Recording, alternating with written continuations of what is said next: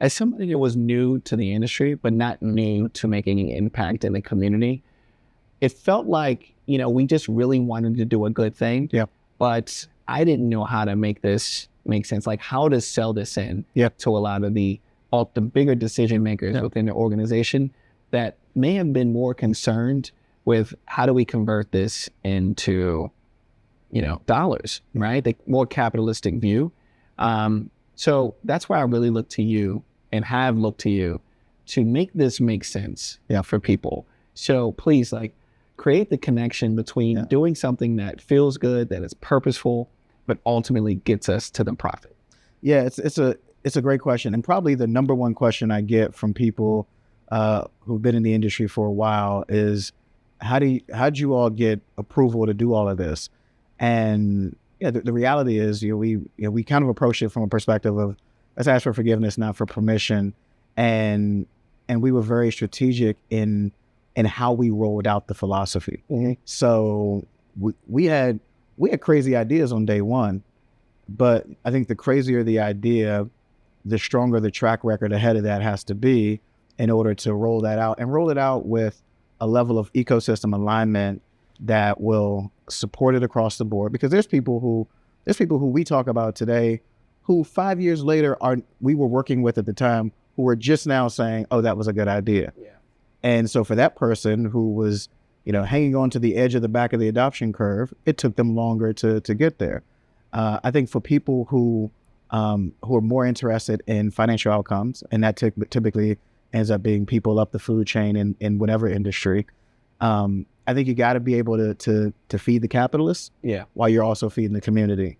And so the ability to weave in an acceptable amount of positive financial impact buys you the space and the latitude to be able to do the things that are meaningful from an emotional perspective, meaningful from a brand perspective, and lead to financial outcomes down the road.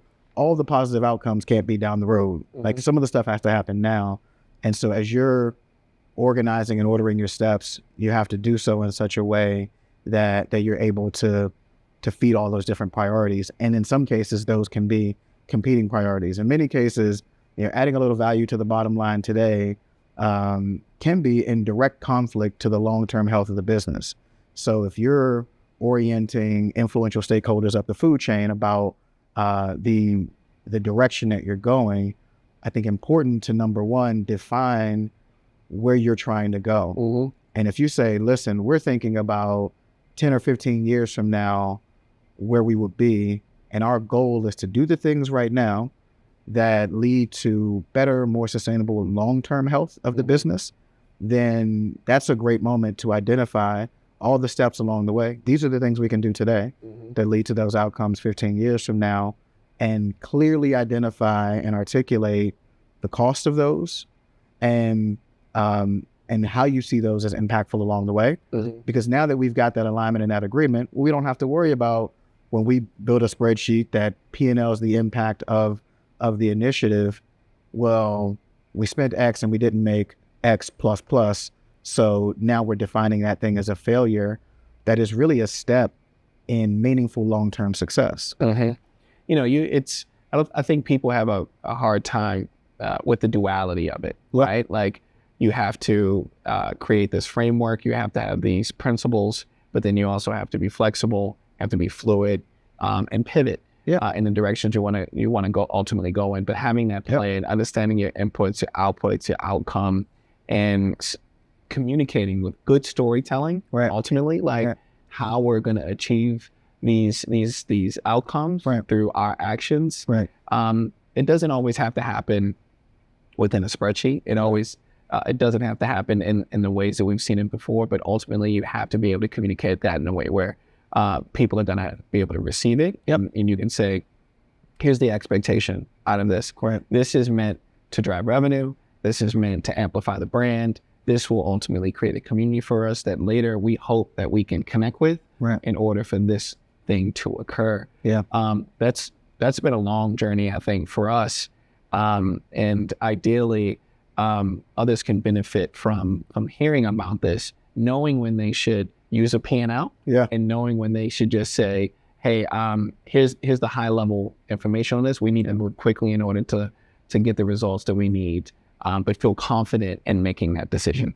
Yeah, this is probably the most critical thing for people who are engaging in this work to understand is stakeholder translation is a skill that you have to develop. Mm-hmm. We talk about priorities and values alignment. We've talked about the inertia that was embedded in the environment when we got into the industry. And again, this is really, any industry has ways of doing things that have worked. Mm-hmm. And decades of institutional knowledge have led us to, this is where the desk belongs. And if you're going to come along and say we should move that desk to 6 inches, well, you're going to have to be able to quantify the impact of that and give a justification for it. So you can't just be good at the dynamic part. You can't just be good at the innovation. Mm-hmm. I think because we're the generation that's going to make this the new normal, that means we have the responsibility of existing in both spaces, and we got to be good at the baseline part too. Yep. We got to be good at what we inherited and great at what we are passing on to the next generation of leaders who are behind us. That's an excellent point.